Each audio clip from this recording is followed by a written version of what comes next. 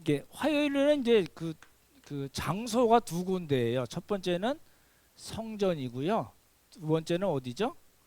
예, 올리브산입니다. 그래서 성전에서 종교 지도자들하고 말씀 나눴던 거는 성전 강화라고 얘기를 하고요. 그리고 이제 장소를 옮겨서 올리브산에 가서 누구에게 말씀하셨죠? 예, 제자들에게. 예, 제자들에게 이제 말씀하신 것은 올리브산 강화 또는 뭐 이제 감난산 강화라고 그렇게 얘기를 합니다. 그 기억 이제 장소 이동이 됐다는 것, 대상이 다르다는 것 보시면 좋을 것 같아요. 마태복음 21장 23절을 한번 다시 보시기 바랍니다.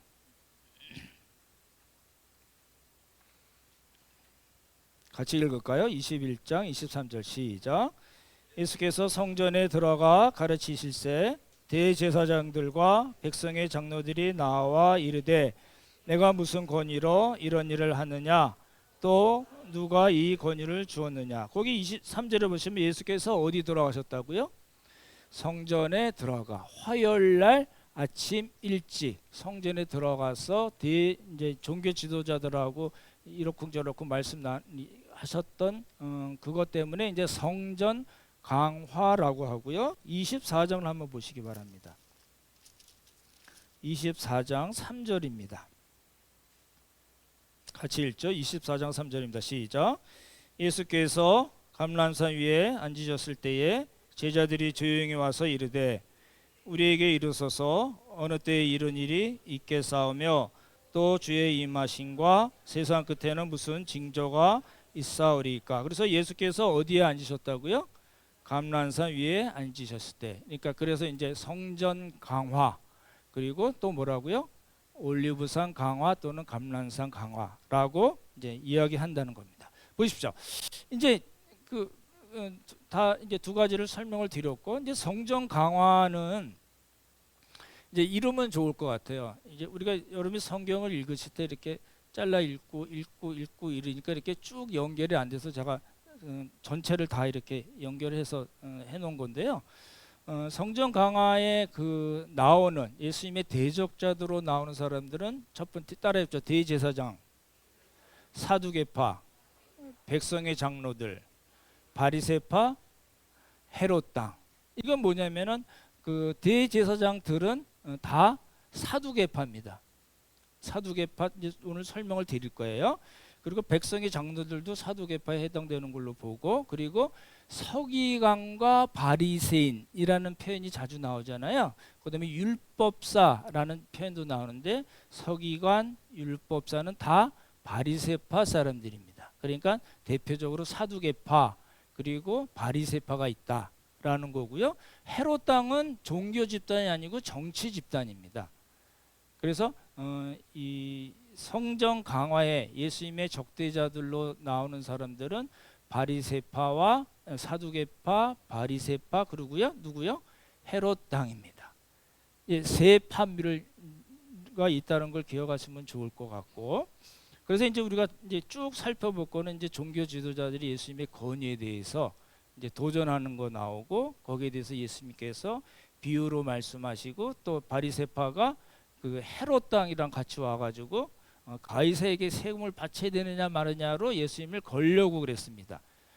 올무를 말의 올무를 놓으려고 했었고 그다음에 사두개파라는 사람들이 부활에 대해서 예수님이 아주 좋은 아이템으로 생각하고 부활에 대해서 예수님에 대해서 질문, 음모성 질문이겠죠. 걸려고 하는 질문을 했고 그리고 이제 예수님께서 거기에 대해서 말씀하시고 그 다음에 이제 예수님께서 예수님의 제 표현을 하자면 얘네들이 계속 공격해오고 공격해온 걸 예수님께서 깔끔하게 정리하시고 이제 예수님께서 직접 말씀하십니다. 그래서 바리새파 사람들의 잘못된 신학을 이야기하고 서기관과 바리새인들의 외식에 대해서 지적을 하고 그리고 가난한 가부에 대한 헌금에 대해서 말씀을 하시고 마지막에 예루살렘 성 그리고 예루살렘 성전이 멸망할 것을 말씀하시는 게 성전산 강화의 전체 내용입니다. 이게 이제 죄송합니다. 이게 눈에 다 이렇게 쫙 그려지시나요? 안 그려주시겠죠, 당연히. 그러겠죠? 예, 다 그렇게 알치란 말씀이 아니고 이제 이렇게 여러분 그러시면 좋을 것 같아요. 설교를 들으시고 이제 퀴즈도 하시고 설교도 들으시고 그 내용을 이렇게 간략하게 정리를 해놓으시면 좋을 것 같아요. 이제 오늘은 이제 그 유대교 종파에 대해서 말씀을 드릴 건데 이렇게 정리를 간략하게 해놓고 그리고 그 다음에 이제 건의에 대한 이야기가 다음 주 또 말씀 나오는데 건의에 대한 이야기 또 예수님이 세 가지 비유를 말씀하시거든요. 그 비유에 대해서 들으신 거를 간략하게 여러분이 잘 알 수 있게 나 성경을 읽고 설교를 들을 때 이렇게 이해를 했어라고 이렇게 간략하게 정리를 하시면 좋을 것 같아요. 그게 안 되면요, 그냥 한 번 듣고 식 가고 한 번 듣고 식 가고 한 번 듣고 식 가면 별로 남는 게 없습니다. 정말이에요.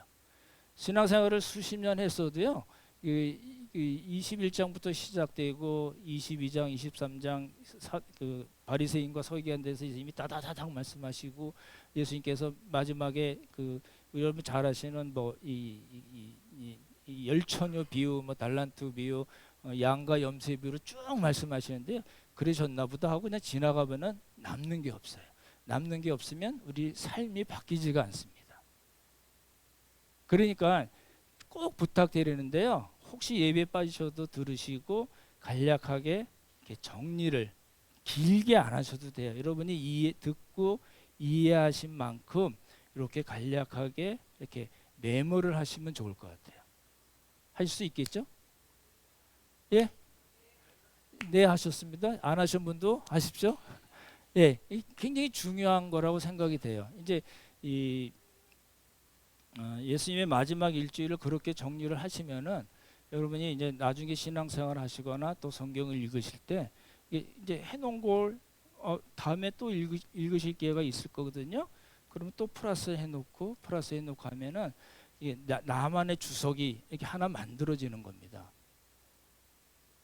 그걸 자꾸 보고 성경을 읽고 그러면은 내가 어떻게 살아야 될 건가가 자연스럽게 이렇게 나올 거라고 보는 겁니다. 꼭 해보십시오. 예, 예. 그래서 지금 뭐 이걸 다 아시라는 말씀은 아니고요. 이제 오늘 저희가 보는 것 중에 중요한 게 나오는데 이거는 성경에 나오는 게 잘 없어서 그냥 공부 좀 하는 사람들이 보는 거다 이렇게 생각하지 마시고요. 이건 굉장히 중요합니다. 헬라 제국 아시죠? 알렉산더 대왕 아시죠?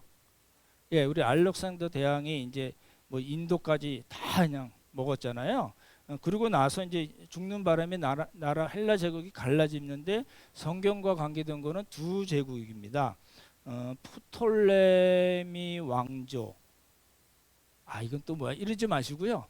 그런 게 있다고만 생각하셔도 되고요. 그리고 특별히 이제 지난번에도 말씀드렸지만 셀루쿠스 왕조라고 있습니다.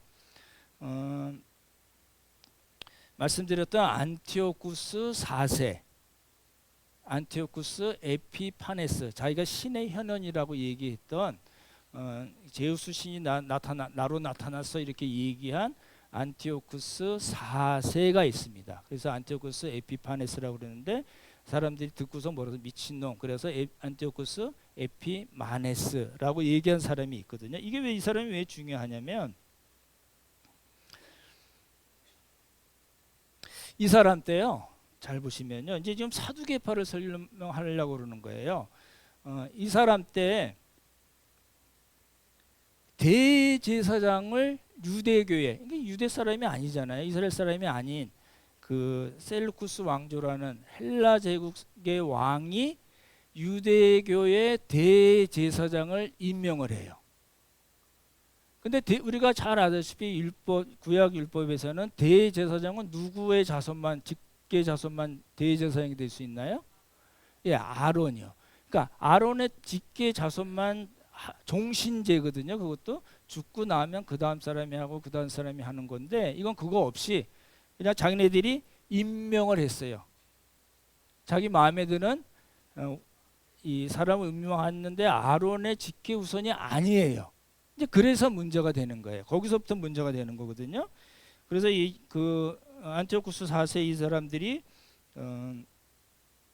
대제사장을 임명하는데 그냥 임명해 줬을까요? 그렇죠. 예, 거래가 있었던 겁니다. 그렇죠? 거래가 있어서 자기네들이 돈을 받고 해줬을 거고 그 대제사장을 하면 아주 막대한 이득이 생기니까 그것을 하려는 사람들이 계속 경쟁적으로 이제 그 일을 했었던 거고요. 그러다가 이제 막 안티오쿠스 사대가 이제 종교 탄압을 하잖아요. 안식일 못 지키게 하고 절기 못 지키게 하고 제사 돼지고기로 제사를 지내게 하고 그렇죠. 그런 일들을 이제 할례를 못하게 하고 뭐 율법책을 다 불태워버리고 이러는 바람에 이제 반발을 하겠죠. 그렇죠. 그래서 잘 아시는 이제 유다 마카비 다시 시작할 시간이 거의 됐다고 나오네요. 네, 유다 마카비가 이제 마따디아라는 대제사장하고 그 사람의 5 아들이 이제 항쟁을 일으킵니다. 그래서 그게 마카비 전쟁이라고 그래요.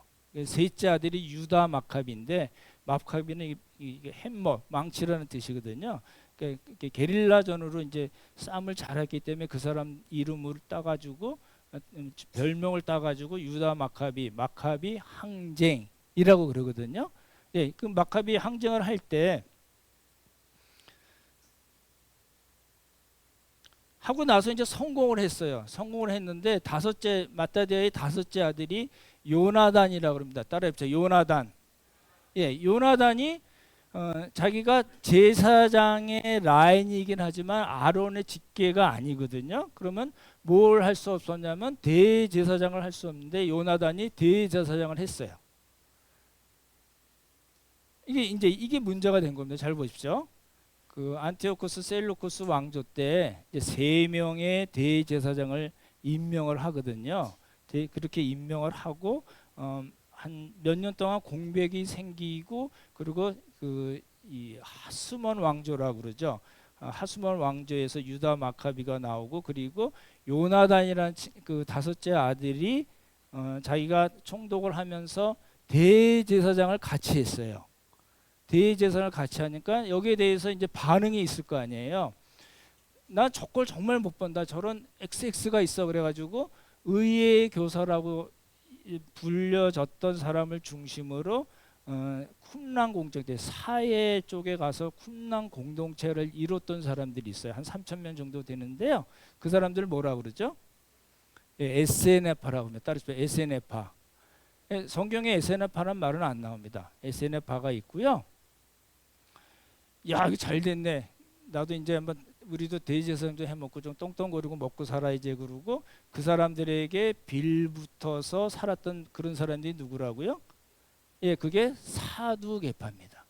여러분이 많이 들으셨던 사두개파가 근데 그때 나오는 거예요.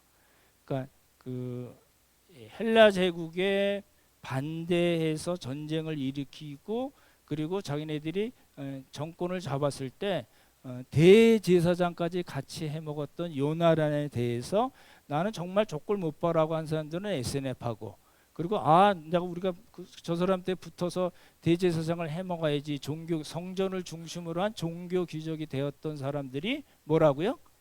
사두개파입니다. 여러분이 많이 듣고 읽으셨던 그 사두개파 거기서 나오는 거거든요. 그러면 이제 바리새파는 어떻게 했을까요? 바리새파는 나 족골 못 봐 그랬을까요? 아니면 그 사람들이 협력해서 그 사람들하고 이렇게 짝짝꿍이 됐을까요? 바리새파는 예, 이런 거예요. 어중간하게 예, 속으로는 거부하고 싫어하고 반대하지만 예, 어중간하게 행동을 했던 사람들이 바리새파입니다. 예, 잘 보시면 조금 설명이 필요한데요.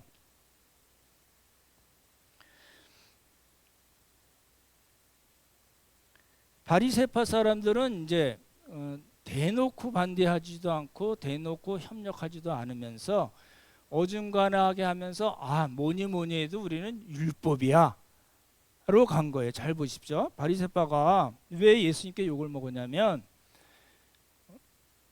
율법을 너무너무 중요시 여긴다고 그러고 율법을 연구하고 율법을 가르치고 그래서 모세의 자리라고 해당에 있다고 말씀드렸잖아요.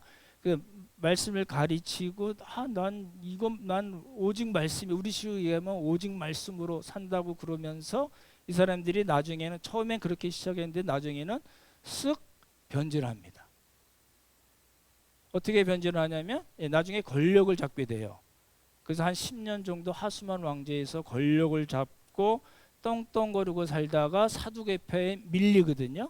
사두개파에 밀리면서 우리는 오직 말씀이야라고 그러면서 율법에다가 뭘 플러스하냐면 여러분 많이 들으셨던 장로들의 유전, 오랄로우라고 그러죠. 구전 율법을 플러스해서 613가지를 해서 사람들을 묶어 놓습니다. 자기네들은 가르치고 이렇게 말로만 하지만 자기들은 행하지 않으면서, 그래서 외식하는 사람으로 예수님께 책망을 받았잖아요. 그뿐만 아니라 이 사람들이 예수님이 나중에 말씀하실 때 장과 대접의 것은 깨끗하나 그 안에는 뭐가 많다고요? 탐욕과 방탕이 많다고 그랬고, 그리고 예수님이 한 말씀 더 하셨죠. 돈을 사랑한다고 그랬고 과부의 가산을 삼키는 자라고 바리새파를 예수님께서 책망하셨거든요. 그러니까 그런 방식으로 요나단이라는 그 하수만 왕조의 사람이 대제사장을 하면서 나눠진 거예요. 그러니까 SN에 바로 나는 우린 저걸 못 봐. 그리고 아예 따로 분리돼서 살았던 사람이 있고, 아니면 거기 그 정권에 붙어서 종교 귀족 노릇을 했던 사람들이 있고, 이도 아니고 저도 아니고 그러면서 권력이 주면 권력을 이렇게 10년 동안 쟁취해서 누려먹고 안 되니까 율법으로 난 우리 빠질 거야 그러면서 율법을 왜곡하고 백성들에게 진리의 길로 인도하지 않았던 그런 사람들이 이제 바리새파라는 겁니다. 세파가 이해가 되시나요? 이게 이제 왜 중요하냐면요. 이게 성경을 읽으실 때 바리새파 뭐 얘네들이 예수님께 뭐 시비 걸고 뭐 사람들 보내서 뭐 부활 있니 없니 뭐 가이사에게 세금을 바쳐야 되니 많이 이런 모든 것들이 다 요 사람들의 특징을 모르면은 무슨 소리인지 잘 모르고 그냥 읽게 넘게 되거든요. 그래서 조금 재미없는 건데 길게 말씀을 드렸고요.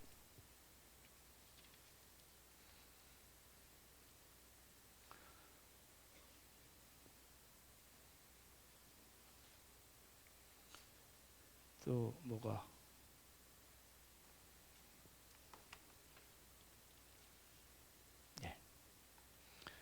사두개파는 말씀드렸던 대로 이제 대제사장들로 이게 성경에 표현이 되어 있는데 그거는 누구를 가르치죠? 대제사장들은 안나스와 안나스의 아들들 5명 그리고 가야바, 순서는 다르지만 그렇게 되어 있습니다. 이 사람들이 성전을 중심으로 한 종교 귀족 역할을 했던 사람들이고요. 그러니까 이렇게 보시면 좋을 것 같아요. 이제 사두개파가 가장 이 신경을 써야 될 대상이 누굴까요? 사두개파 대제사장 하려면 누구한테 잘 보여야 돼요? 로마에 잘 보이거나 로마 총독에 잘 보이거나 헤롯 왕조에게 잘 보여야 됩니다. 그래서 로마 제국 헤롯 왕조에서도 그 헤롯 대왕, 헤롯 아켈라우스 아시잖아요. 그리고 헤롯 뒤에 나오는 헤롯 아그리파 1세, 헤롯 아그리파 2세 이렇게 돼 있거든요. 그러니까 얘는 헤롯 왕조들이 4대에 걸쳐서 한 90년 동안 유대 이스라엘을 다 지배했기 때문에 사두개파 입장에서는 종교 귀족을 해먹으려면 누구에게 잘 보여야 되냐면 헤롯 왕조에게 잘 보여야 되고 또 로마 총독들에게 잘 보여야지 대제사장이 될 수가 있었습니다. 정치, 종교, 금권이라 그러죠. 그런 권력들을 잡을 수가 있었기 때문에 이 사람들이 아주 중요시 여겼고요. 그리고 일반 백성들은 무서워해요. 백성들이 동조해 주지 않으면 자기들의 권력을 유지할 수 없었기 때문에 그렇습니다. 이제 이 사람들이 이제 그 사내들인 공회를 이제 이루는 거죠. 근데 사내들인 공회는 사두개파만 들어갔던 것이 아니고요. 바리새파도 들어갔어요. 그러니까 이 사람들이 같이 또 이제 짝짝꿍을 하게 된 걸로 보여지고요.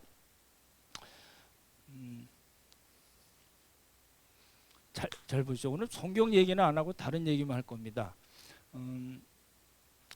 헬라 제국이 가장 중요시 여겼던 거는 헬레니즘입니다. 헬라화입니다. 그러니까 자기들이 정복했던 모든 땅에서 가장 먼저 했던 거는 뭐냐면 정치, 경제, 사회, 문화, 사상, 종교 모든 것을 헬라화하는 것이 중요했어요. 그걸 잘 보시면 되는데 거기에 대한 반응들이 있잖아요. 아까도 말씀드렸듯이 헬라화라는 그런 큰 물결에 살아남으려면 어떻게 해야 돼요? 그런 방식이 반응하는 방식이 아까 말씀드렸던 SNF처럼 아이씨 나 그런 거 안 해 아예 우리는 분리주의야 이렇게 사는 사람들이 있거든요. 그 미국에도 지금도 전기 안 쓰고 마차 타고 다니는 그 아미시라는 그런 공동체들이 있거든요. 종교 재침례파인데 아예 그냥 그런 거 안 하고 농업 짓고 유기농으로 다 하겠죠. 그렇게 해서 먹고 사는 사람들이 아미시 공동체라고 그러거든요. 그런 사람처럼 SNF파도 역시 그런 방식으로 살았었거든요. 근데 이 헬라 큰 물결을 타고 내가 뭔가 해먹겠다고 하는 그 사두개파는 어떻게 했을까요? 그 사람들의 적극적으로 반응을 하는 헬라화에 적극적으로 반응을 했거든요. 이거 보시면요, 예루살렘에 우리는 잘 예루살렘 하면 성전만 있을 거로 생각하는데 그러지 않고요.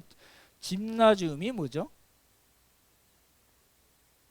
체육관 같은 걸 얘기했잖아요. 얘네들이 해놓고 뭐 할까요? 우리 그리스 사람들 이렇게 이거 하는 거 뭐죠? 체육관에서 뭐예요? 체력 단련도 하고 뭐 씨름하고 뭐 이런 걸 많이 하잖아요. 그럴 때 이 사람들이 어떻게 했을까요? 남자만 들어갈 수 있었고요. 그리고 나체로 했어요. 그거는 우리가 많이 볼 수 있는 거잖아요. 그런데 이제 이 대제사장 사두개파 사람들이 이 사람들과 권력의 끈을 놓지 않기 위해서 이 사람들의 방식으로 집나조임에 가서 이 사람들랑 같이 나체로 젊은 제사장들이 나체로 그렇게 살았다는 거예요. 근데 유대인의 속옷은 이제 두 가지 종류가 있는데요. 통으로 짜거나 천 두 개를 이렇게 꼬매서 하는 방식이었는데 어찌됐든 간에 제사장들은 속바지를 입고 속옷을 입었어야 되거든요. 다 벗어버리고 나체로 그 사람들과 같이 운동을 했어요. 그러니까 이게 왜 그랬을까요? 목적이 있죠. 뭐죠? 권력을 잡기 위한 거고 종교 권력을 잡고 정치 권력, 종교 권력, 금권을 잡기 위해서 했던 일들이에요. 그러니까 이제 그 사두개파가 했던 것들이거든요. 그러니까 적극적으로 문화를 수용함으로써 성전을 중심으로 해서 사내들인 공예를 이루고 정치 권력, 교권, 그렇죠? 종교 권력이죠. 그리고 금권을 이렇게 만들어 나갔던 사람들입니다. 근데 이 사람들의 문제가 뭐냐면 그런 것도 그렇지만 모세 오경 구약 성경 중에서 모세 오경왕 밑에 그것도 자기들에게 편리한 것만 골라서 믿는 그런 방식이었습니다. 어떻다고요? 바리새파는 다 믿었는데 플러스를 한 거고 이 사두개파는 골라서 믿고 그것도 자기네들에게 편한 것만 믿었던 사람들입니다. 그렇죠? 그래서 역사서나 선지서 시편을 싫어해요. 그 다윗이 시편 51편에 밧세바를 범하고 나서 하나님께서 구하시는 제사는 상한 심령이라 그렇게 얘기했어요. 주께서 번제를 기뻐하지 아니하십니다 라는 이런 시편이 있는데 사두개파 사람들 이거 좋아했을까요? 싫어했을까요? 왜요? 자기네들이 번제를 통해서 먹고 살아야 되는 부분이 있는데 번제를 하나님께서는 기뻐하지 않는다. 그러니까 이건 빼버려. 그런 방식이에요. 사무엘상에도 나오거든요. 순정이 제사보다 낫다. 하나님께서 원하신 건 순정이고 제사가 아니다 이런 방식으로 들릴 수 있으니까 그것도 아예 빼버리는 거예요. 무슨 말씀이 되시겠죠? 이사야에서 보면은 너희가 무수한 재물을 갖고 오는데 그거 나 싫다. 예레미야에서 보면은 이것이 여호와의 전이라 여호와의 전이라 여호와의 전이라 하는 거짓말을 믿지 말라 예레미야가 그러니까 그런 선지서를 다 빼버리는 거예요. 그러니까 뭐만 남아요? 모세 오경만 남는데 모세 오경 중에서도 자기네가 먹고 살기에 편한 자기네를 지지하는 듯해 보이는 성경 구절만 믿었던 거예요. 그게 누구라고요? 사두개파입니다. 그래서 이제 이 현세적인 사람이에요. 이 세상이 다인 사람들이에요. 그러니까 뭐예요? 부활, 영, 천사 이런 거 다 안 믿어요. 그래서 예수님께 와서 뭘 시비를 걸은 거예요? 예, 형제 7이 있는데 다 죽고 계대 결혼이라고 그러잖아요. 우리 형사취수 비슷한 거. 예, 이렇게 7인데 다 죽었는데 나중에 천국 가면 이거 어떻게 되는 겁니까? 라고 시비 걸었던 거는 부활을 믿지 않았던 그런 자기들의 신학 때문에 그렇습니다. 무슨 말씀 되시죠? 그래서 이게 이제 안나스예요. 안나스도 로마 총독에 의해서 임명을 받았고요. 아들 5 사이 가야바까지 했고요. 가야바도 역시 로마 총독에 의해서 임명을 받았고, 그리고 이제 우리 잘 아시는 예수님 시대에 나왔던 대제사장이 가야바입니다. 그래서 요셉 벤 가야바, 가야바의 아들 요셉인데 성경에는 그냥 가야바로 기록이 되어 있습니다. 되시죠? 이제 바리새파는 아까 말씀드렸던 대로 좀 빨리 드릴게요. 이게 바리새파 사람들이 처음부터 나쁜 사람들이 아니었어요. 율법에 너무너무 열심히 했어요.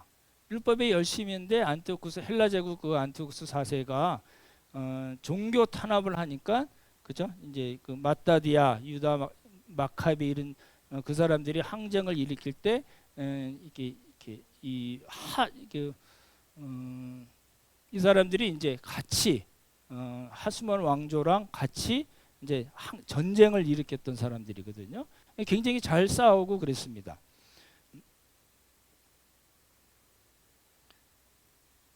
이제 이런 사람들은 이제 하시딤이라고 보통 얘기하는데, 이제 바리새파는 하시딤에서 나온 걸로 보시면 되거든요.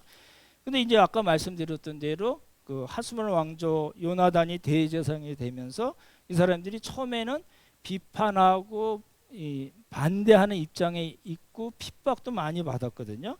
그러다 나중에는 이제 아까 말씀드린 대로 10년 정도 권력을 잡을 기회가 있었어요. 권력의 맛을 봤던 사람들이에요. 그런데 이제 나중에 사두개파에 밀려서 아까 말씀드렸더니 우리는 그냥 율법으로 먹고 살지라고 율법으로 가고 구전율법을 플러스하고 예수님 말씀하신 대로, 그렇죠? 탐심과 그 안에 방탕이 있었고 돈을 사랑함이 있었고 과부의 가산을 삼키는 자리까지 가서 예수님에게 책망을 받았던 겁니다. 이제 조금 기억을 하시면 좋을 것 같아요. 이제 아시는 내용은 좀 빨리 지나갈게요.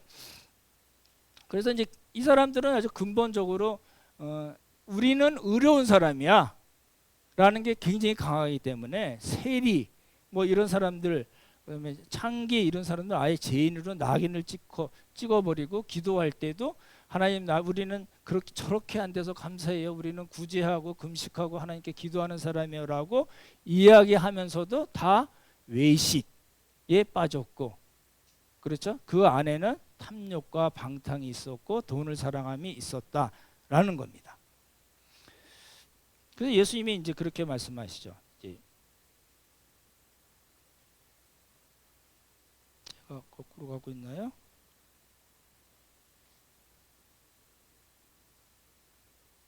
거꾸로 가야 되는데 지금 제가 잘못 돌리고 있습니다.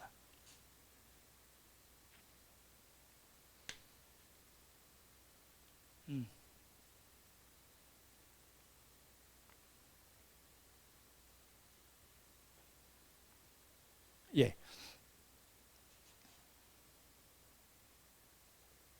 그래서 이제 나중에 바울이 3차 전도 여행을 다 마치고 이제 붙잡히는 장면이 나오는데, 사내들인 공회에서 바울은 바리새파 출신이거든요. 그러니까 바리새파 사람들이 부활을 믿는 걸 알고 이 사두개파와 바리새파로 구성된 사내들인 이 두 파를 싸움을 붙입니다.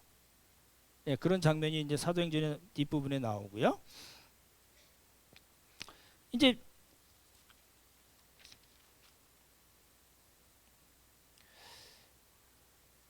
오늘 본문을 보시면은 대제사장들과 백성의 장로들이란 말이 나오고, 또 대제사장들과 바리새인이라는 말이 나옵니다. 서기관도 포함이 되거든요. 그러니까 이 사람들이 지금 내가 무슨 권위로 이런 일을 하느냐, 성전에서 가르치고 병자들을 고치고 성전 청소를 하느냐라고 예수님께 시비를 거는 장면이 나오거든요. 왜 그랬을까요? 바리새파들은 왜 예수님 이 사람들과 같이 대제사장들과 합쳐서 예수님에 대해서 공격을 했을까요? 이유가 뭘까요? 사두개파 입장에서는 뭐예요? 이 성전이 자기들의 밥벌이의 가장 핵심이거든요.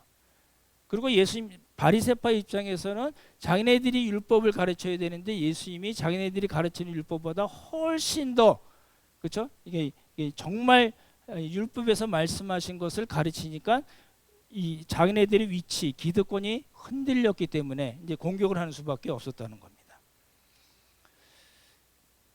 그래서 말씀드렸던 대로 이제 앞으로 살펴볼 내용들이 이런 종교 지도자들과 정치 그룹 사람들이 예수님의 권위에 대해서 이야기하고 세금 부활, 그다음에 큰 계명이 뭐냐에 대해서 공격하고 예수님께서 다윗의 자손에 대해서 말씀하시고 서기관과 바리새인들에 대해서 화 있을진저 서기관과 바리새인들이라고 7번 말씀하신 장면이 나옵니다. 헤롯 왕은 이제 성경에는 딱 세 군데 나오는데요. 바리새파하고 헤롯 왕이 예수님을 죽이는 거 음모하는 게 나오고요. 그리고 가서 이제 가이사에게 세금을 낼 건가 말 건가 이거는 정치적인 문제거든요.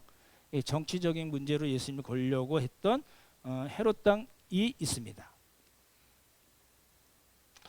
이제 정리를 좀 해볼게요. 오늘 내용이 조금 어려우셨을 것 같긴 한데 성전과 율법은 유대교 전 이스라엘의 두 개의 기둥입니다. 그렇죠? 근데 이 성전을 잘못 자기들의 밥벌이 거리로 삼았던 사람들은 사두개파고 율법을 자기들 마음대로 주물락주물락하고 구전율법까지 플러스하고 말씀을 잘못 가르쳤던 사람들은 바리새파입니다. 그러니까 성전과 율법, 사두개파와 그리고 바리새파입니다. 이 피해는 다 누가 받았을까요? 백성들이 받는 거죠. 자기도 천국에 들어가지 않으면서 천국에 들어가는 사람들을 막는. 그래서 예수님께서 그렇게 책망하신 장면이 나오잖아요. 그리고 이제 여러 가지 말씀을 통해서 이제 예수님께서 지적하시고 교훈하신 장면이 나옵니다. 근데 이제 알죠. 예수님께서 두 번 비유로 말씀하시고 우리한테 말씀하시네라고 알긴 하지만 결국 예수님의 말씀에 순종하지 않는, 그래서 결국은 심판과 저주로 갔던 바리새파와 사두개파입니다. 이제 좀 정리를 해보면 좋을 것 같아요.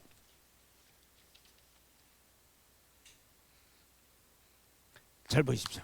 제가 말씀을 묵상하면서 SNF파가 있고 사두개파가 있고 바리새파가 있네. 근데 지금이 있을까요, 없을까요? 이 사람들은 지금 다 끝난 사람인데 SNF파 스타일의 크리스찬, 사두개파 스타일의 크리스찬, 바리새파 스타일의 크리스찬들이 있을까요, 없을까요? 많습니다. 아까 말씀드린 암시 사람들은 SNF파 비슷한 거고 한국에는 그런 게 잘 없긴 하죠. 한동안 뭐 어디 이렇게 가서 수도원 같은 데 가서 뭐 하고 이런 사람들이 있긴 하지만 거기에 아주 눌러 사는 건 아니니까 많지 않다고 보여지고, 사두개파 스타일의 그 목사님들이 있으신가요, 없으신가요? 옛날에 뭐 이제 전두환 때라든지 뭐 박정희 대통령 때 잘못된 것을 말씀을 근거해서 이야기하지 않고 그 사람들을 축복하고 하나님께서 보내신 사람들로 이야기했던 사람들이 있거든요. 23명의 목사들의 명단이 다 있습니다. 그 중에 2사람만 회개 생명을 내고 21사람은 아무 이야기도 없이 지금도 잘 먹고 잘 살고 있거든요. 사두개파 스타일의 크리스찬입니다. 바리새파 스타일의 크리스찬이 있을까요, 없을까요? 바리새파는요, 처음엔 너무 열심히 해서, 이게 제가 고민되는 걸 좀 말씀을 드리자면, 처음에는 너무 열심히 우리 식으로 얘기하면 신앙생활을 너무 열심히 잘하고 헌신하고 봉사하고 이랬는데 나중에 이 바리새파처럼 세상 맛을 보고 권력의 맛을 봤다가 그거 안 되니까 나는 이제 말씀으로 갈 거야 라면서 외식으로 빠지면서 그 안에 탐욕과 방탕이 있고 돈을 사랑함이 있어요. 여러분 어떠신가요? 이게 이제 교회에는 그런 바리새파 스타일의 성도들이 많이 있을 가능성이 있습니다. 제일 바리새파식의 스타일을 가질 가능성 있는 사람이 누굴까요? 목사가 그러지 않을까요? 왜냐면요, 말씀을 열심히 공부하잖아요. 이제 그 예를 들어서 말씀드리면, 말씀을 열심히 공부하고 말씀에 깊이 빠지잖아요. 그러면 내가 안 보이고 다른 사람이 보이면요, 이거 위험한 겁니다.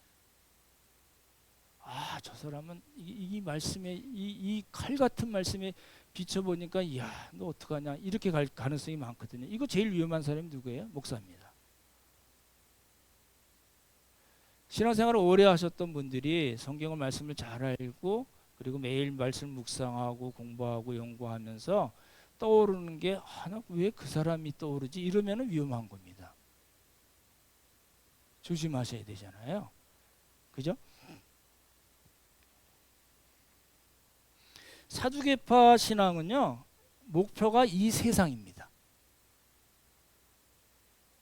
바리새파는요, 목표가 이 세상이 아닌 것처럼 보이고 부활을 믿긴 하지만 실제적으로는 이 세상입니다. 예수님이 그래서 말씀하신 거거든요. 회칠한 무덤이라고 표현하셨잖아요. 그 안에는 장과 대접은 겉으로 보면 깨끗하나 그 안에는 탐욕과 방탕이 있고 돈을 사랑하고 과부의 가상까지 삼키는 사람. 그러니까 겉으로 보기에는, 신학적으로 보기에는 하나님 나라를 소망하는 것 같은데 실제로는 이 땅에 매몰되어서 사는 현재 이 세상을 살고 있는 크리스찬이 그 바리새인의 모습이라는 겁니다. 예수님이 말씀을 하셨어요. 이제 대제사장들과 바리새파, 사두개파, 바리새사장, 서기관 바리새인들에게 예수님께서 말씀하셨는데요. 다음 주에 볼 건데, 이 사람들이요, 말씀을 하셨는데 싫어해요. 이제 그 혼인 잔치 때 나오는 표현이거든요. 초청을 해도 싫어하고 돌아보지도 않아요. 이게 이제 우리가 아주 심각하게 생각해 봐야 될 문제입니다. 보십시오.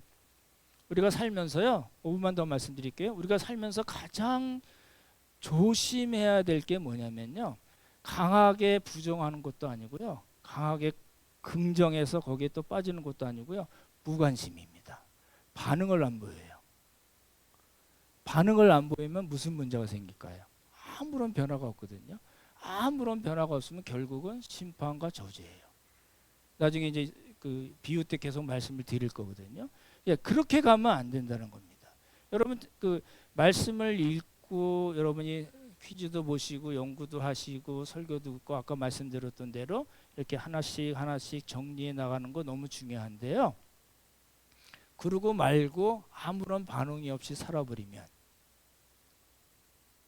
이제 문제가 된다는 겁니다. 그렇죠? 오늘 말씀을 마치겠습니다.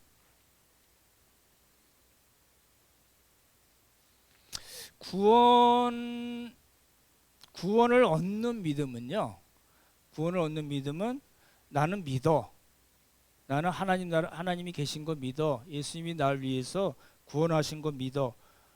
그게 이제 시작이 되는 건데요. 시작이 되는 건데 잘 생각해 보시면요, 다음 주 또 말씀드릴 텐데, 순종이 없고요, 그리고 열매가 없고요, 신자의 신분에 합당한 삶이 없으면